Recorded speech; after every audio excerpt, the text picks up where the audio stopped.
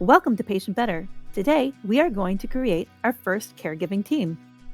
And we can learn how to do this in just 3 easy steps. All we need to do is first qualify our caregivers, and then get our caregivers to sign the contributor cover page with the HIPAA agreement on the back. Lastly, we need to share our Patient Better program with all those who participate in the patient's care.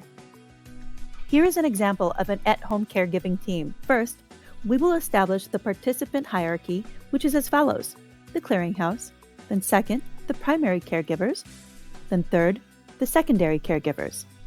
Whew, that was kind of quick. So let's take a moment to define these roles. The clearinghouse acts as the primary overseer of the Patient Better Health Management Program. This individual's responsibilities are to collect, transfer, organize, and submit the at-home care team's information to clinicians. The clearinghouse is also known as the power of attorney or guardian to other healthcare professionals. Primary caregivers are informal caregivers who can transfer the self-health manager and submit non-standard information and collect standard information as well. This role is held by family, friends, or neighbors. The last group are secondary caregivers, who are caregivers that can transfer the self-health manager and submit non-standard and standard information. This role is typically held by representatives of companies that deliver care in your home. These are the 3 roles that everyone will play as defined by Patient Better. The qualifying participants for the Patient Better program are people who help with the daily activities of care that are not compensated and have no formal training for their assistance. The technical term for these primary caregivers is called informal caregivers.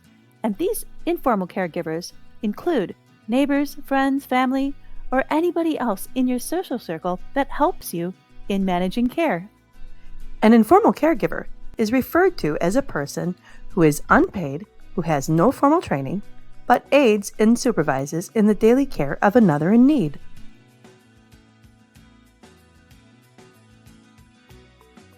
Now, let's get our at-home caregiving participants sign the contributor cover page with the HIPAA agreement on the back.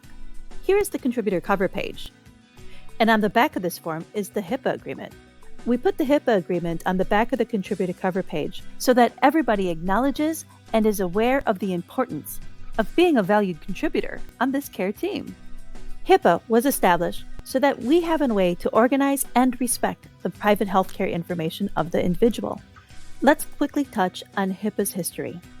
Originally established by Bill Clinton, the Health Insurance Portability and Accountability Act of 1996, which was created primarily to modernize the flow of healthcare information and to stipulate how personally identifiable information was maintained by the healthcare and healthcare insurance industries and how this information should be safeguarded to protect people from fraud and theft. There are 5 titles to this act, but as for today, we will focus on Title II. Title II requires the Department of Health and Human Services to increase the efficiency of the healthcare system by creating new standards for the use and dissemination of healthcare information. So let's review our 2 caregiving groups. The first group is primary caregivers, who are the qualified informal caregivers that go unpaid but still have more responsibility on your care team, such as neighbors, drivers, family, and friends. And the second group of caregivers are the secondary caregivers. These are caregivers associated with a company, such as home health providers and non-medical home care representatives.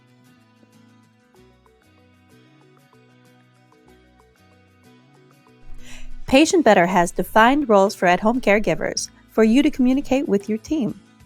This will enhance the ability for caregivers who have limited contribution capabilities, as well as create a hierarchy of responsibility so that everybody will be on the same page for as far as who does what.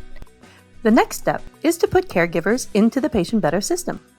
This is everyone that partakes in the delivering of at-home care, including yourself.